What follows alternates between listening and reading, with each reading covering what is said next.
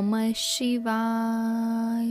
नमस्कार श्रोते हो, आज आपण 5व्या अध्यायाला सुरुवात करूयात. 5व्या अध्यायामध्ये धर्मगुप्त, सत्यरथ आणि शुचिव्रताची कथा दिलेली आहे. 5वा अध्याय जो श्रवण करेल त्याचे सर्व पापे नष्ट होईल आणि त्याचे रक्षण करता स्वतः शिव असेल. त्याचा सर्वत्र विजय होईल, त्यांना समृद्धी प्राप्त होईल आणि ते ऋणमुक्त होतील. तर असा आहे हा 5व्या अध्यायाचा महिमा. चला तर मग ऐकूयात. श्री गणेशाय नमः.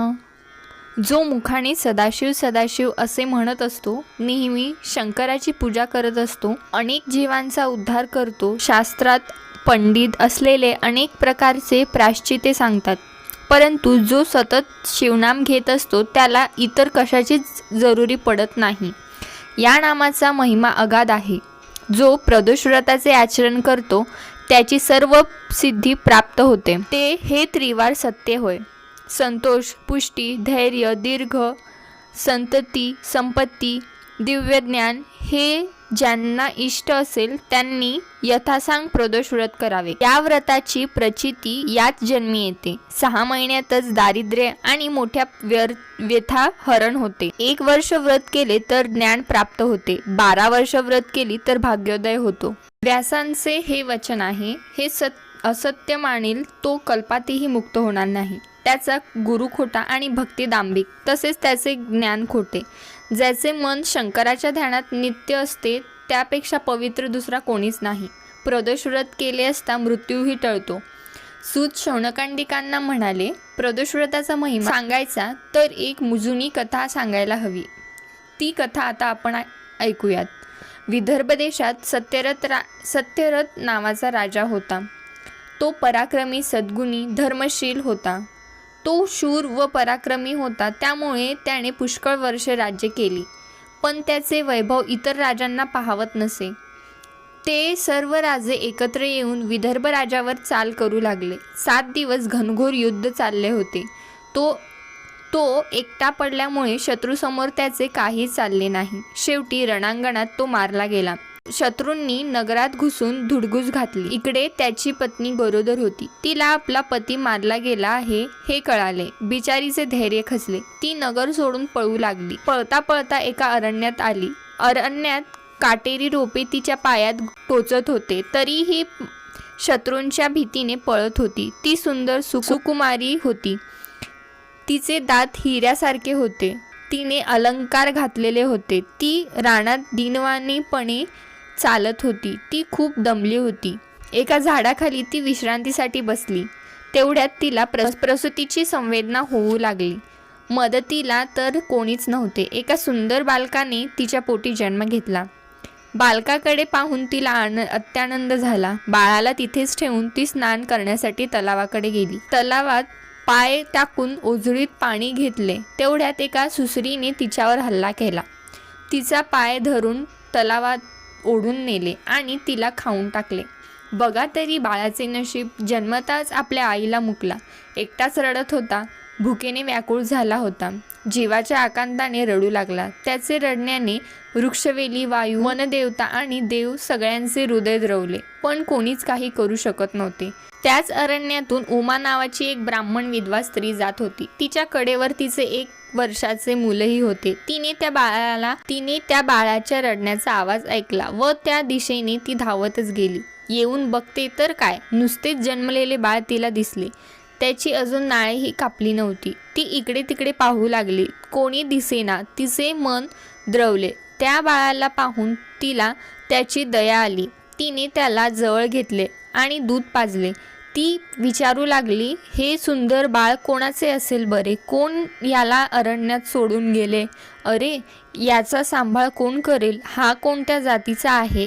आता इथे कोणीतरी श्वाप देईल आणि याला खाऊन टाकेल. असे वेगवेगळ्या प्रकारचे विचार तिच्या मनात येऊ लागले. असा विचार ती करत होती. इतक्यात शंकर एका यतीचे रूप घेऊन तिथे आला व तिला म्हणाला, या मुलाला तू घरी ने. हा राजपुत्र आहे, क्षत्रिय आहे, पण ही गोष्ट कोणालाही सांगू नकोस. तुझ्या मुलाबरोबर तू याचाही सांभाळ कर. हा तुला एक बहुमूल्य ठेवाच सापडला आहे. असे सांगून शंकर अंतर्ध्यान पावला. विधवा ब्राह्मण स्त्री दोन्ही मुलांना घेऊन पुढे अरण्यातून दुसऱ्या देशात गेली. ती भिक्षा मागत अनेक गावातून हिंडत असे.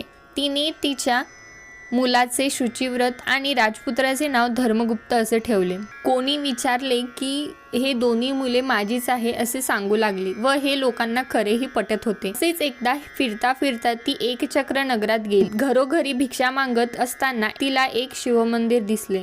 तिथे खूप गर्दी होती. शांडिल्य ऋषी शंकराची पूजा करत होते. उमा आपल्या दोन्ही मुलांना घेऊन मंदिरात गेली. डोळे भरून पूजा पाहिली होती. तिला व मुलांना पाहून शांडिल्य ऋषी म्हणाले, कर्मगती किती गहन असते. हा राजपुत्र, पण याचे दुर्दैव असे की आज तो दयनीयावस्था भोगत आहे. उमेने हे ऐकले. तिने पुढे होऊन ऋषींचे पाय धरले. ऋषीवर्य, आपण त्रिकाल ज्ञानी आहात, समर्थ आहात, भूत भविष्य जाणता. या लहान मुलाचा इतिहास काय आहे? याचा पिता कोण, माता कोण, ती जिवंत आहे का? तिने विचारले. यावर शांडिल्य ऋषी म्हणाले, या मुलाचा पिता सत्यरथ राजा आहे. पूर्वजन्मी प्रदोषव्रत समयी तो शिवपूजा करीत होता. एकदा शत्रूंनी चारी बाजूंनी त्याच्या नगरात वेढा दिला व युद्ध केले. पूजा अर्धवट सोडून तो रणांगणात धावला. त्याचा रक्षण करता शंकरच, पण त्याला अव्हेरून तो रणात गेला. तोच प्रधानाने शत्रूचा पराभव करून त्यांना पकडून आणले. राजाने त्या शत्रूचा शिरच्छेद करण्याची आज्ञा दिली. अर्धवट राहिलेल्या शिवपूजेचा त्याला विसर पडला आणि तो तसाच भोजनास बसला. त्यामुळे तो अल्पायुष्यातच शत्रूकडून मारला गेला. शिवपूजा अर्धवट सोडल्यामुळे त्याचा हा परिणाम. म्हणून कधीही शिवपूजा अर्धवट सोडू नये. या मुलाच्या मातेने आपल्या सवतीचा जीव घेतला होता. त्याचा परिणाम सवतीने सुसरीच्या रूपात येऊन तिचा बळी घेतला. हा राजपुत्र म्हणजेच धर्मगुप्त याने गेल्या जन्मी काहीही शिवव्रत केले नसल्यामुळे या जन्मात तो पोरका असह्य असा एकटाच अरण्यात पडला. म्हणूनच प्रदोषकाळी एकाग्र चित्ताने शंकराची पूजा करावी. त्यावेळी अनेक देवता शंकरासह येत असतात. भवानीला प्रतिष्ठित करून शंकर तिच्यापुढे नृत्य करतो. सरस्वती देवी वीणा वाजवते, इंद्र वेणू वाजवतो, ब्रह्मदेव ताल धरतो, लक्ष्मी गायन करते, विष्णू मृदंग वाजवतो, नृत्य गतीला साथ देतो. कुबेर, यक्ष, गंधर्व, किन्नर, सूर आणि असुर समोर हात जोडून उभे राहतात. प्रदोषव्रताचा महिमा असा वेदशास्त्रांनाही न कळणारा आहे.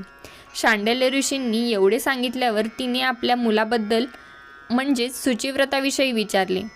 याला या जन्मी दारिद्र्य का आहे? तेव्हा ऋषी म्हणाले, गेला जन्म शुचिव्रताने लोकांकडून अन्न, धन अशी दूषित दाने घेतली होती आणि स्वतः त्याने काहीच दान केले नाही.